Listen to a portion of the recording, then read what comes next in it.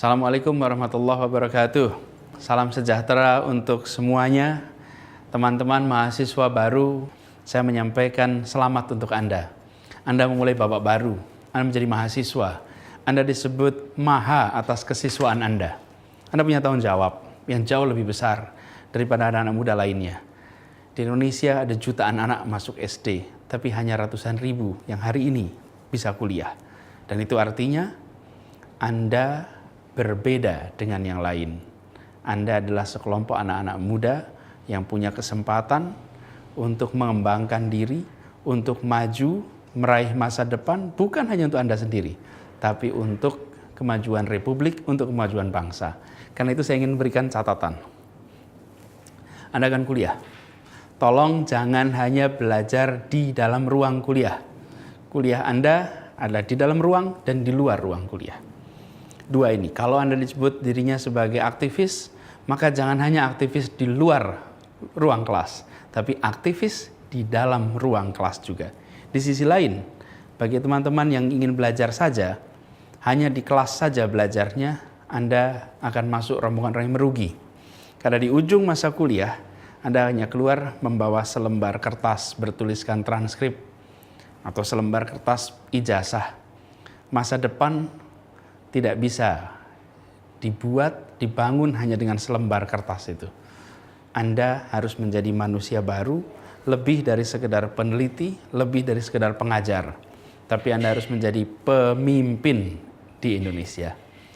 Anak-anak muda yang kata-katanya, langkahnya bisa membuat perubahan. Dan itu artinya belajar dari sekarang. Saya sering menganalogikan hidup pasca kuliah itu seperti berenang di lautan. Anda punya pilihan, mau belajar berenang saat sudah sampai ke laut atau mau belajar berenang di kolam renang. Kalau di kolam renang, kedalamannya terukur, tekanannya terukur, suhunya terukur, arusnya terukur. Dan di sana Anda belajar berenang. Atau Anda langsung terjun ke laut dan belajar berenang. Risikonya agak besar. Belajar berenang di tengah lautan. Kalau Anda belajar berenang di kolam renang, risikonya jauh lebih terkontrol. Karena itu belajar berenang, belajar memimpin, belajar menjadi bagian dari masyarakat ketika saat kuliah.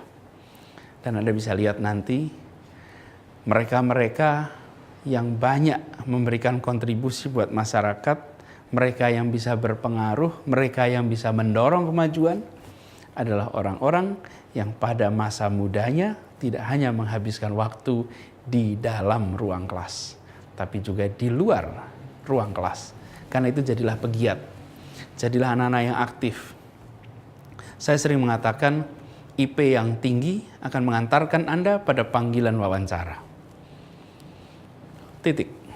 Tapi kepemimpinan, kemampuan komunikasi, analytical thinking, itu yang akan mengantarkan Anda pada masa depan. Kalau dulu SD ke SMP Anda perlu nilai tinggi, SMP ke SMA Anda perlu nilai juga untuk masuk SMA.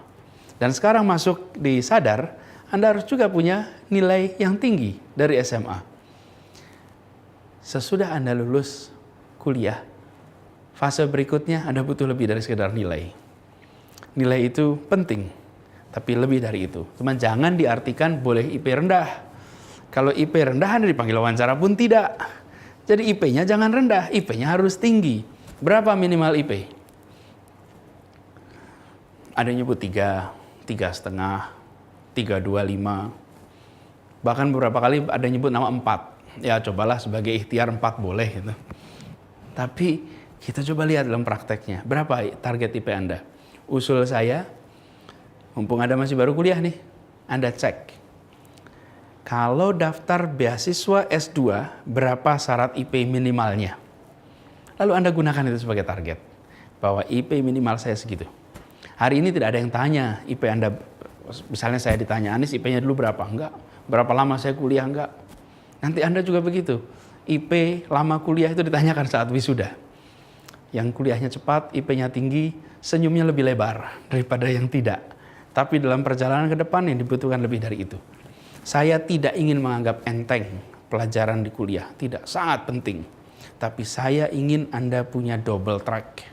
Track akademik dan track kepemimpinan. Dua-duanya harus imbang. Yang menekankan akademik sudah semua orang. Di kampus-kampus semua orang bicara soal akademik. Tapi saya melihat pentingnya track kepemimpinan. Jadi bangun itu. Mumpung Anda punya kesempatan untuk melakukannya. Lalu Anda buat cita-cita. Anda tuliskan berapa lama Anda mau kuliah, sesudah itu Anda akan melakukan apa, dan selama kuliah apa yang akan Anda kerjakan. Jangan jadi mahasiswa yang hanya rumah, kos-kosan, kampusnya hanya ruang kuliah. Jangan lakukan itu. Lalu Anda akan menjadi bagian dari dunia. Mahasiswa hari ini akan hidup seperti saya sekarang adalah mahasiswa 20 tahun yang lalu. Anda akan mengalami era 20 tahun yang akan datang. Bayangkan Indonesia 20 tahun yang akan datang. Jangan bayangkan Indonesia sekarang. Seperti apa potretnya? Apa peran Anda? Bagaimana kondisinya? Hari ini Anda warga Indonesia dan Anda warga dunia. Dan menjadi bagian dari dunia, bahasa internasional. Saya garis bawahi, bahasa internasional, bukan bahasa asing. Karena bahasa asing itu bahasa yang digunakan orang-orang asing. Tapi bahasa internasional adalah bahasa yang digunakan percakapan antar bangsa. Seperti bahasa nasional, bahasa yang digunakan percakapan antar suku bangsa. Kuasai itu sehingga Anda bisa menjadi bagian dari dunia, berkomunikasi dengan dunia, menyerap informasi dan menyebarkan informasi. Lalu yang ketiga, kuasai state of the art knowledge. Ilmu pengetahuan yang terdepan. Anda nggak bisa belajar sekarang hanya dengan ilmu-ilmu masa lalu. Kuasai yang terbaru. Dan kemampuan belajar menjadi amat kunci. Bukan kemampuan menguasai sebuah bidang, tapi kemampuan belajar di bidang apapun.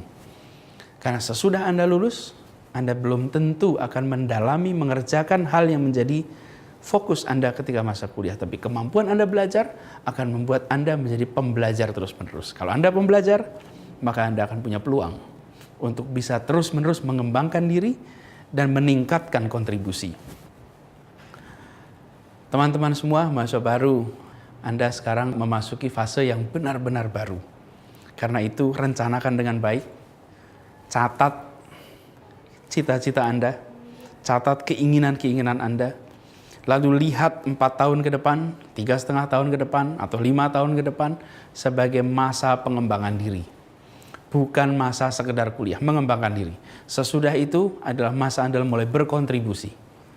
Siapkan diri Anda dengan baik, kerjakan masa ini dengan sangat optimal. Biarkan Anda menengok masa kuliah Anda dan berkata, untung saya masa kuliah tak hanya berada di ruang kelas. Saya aktif mengembangkan diri. Dan itu insya Allah nanti akan membuat jalan Anda ke depan akan jauh lebih lebar, jauh lebih menantang, dan Anda akan menemukan simpul-simpul baru keberhasilan yang membanggakan. Terima kasih. Assalamualaikum warahmatullahi wabarakatuh.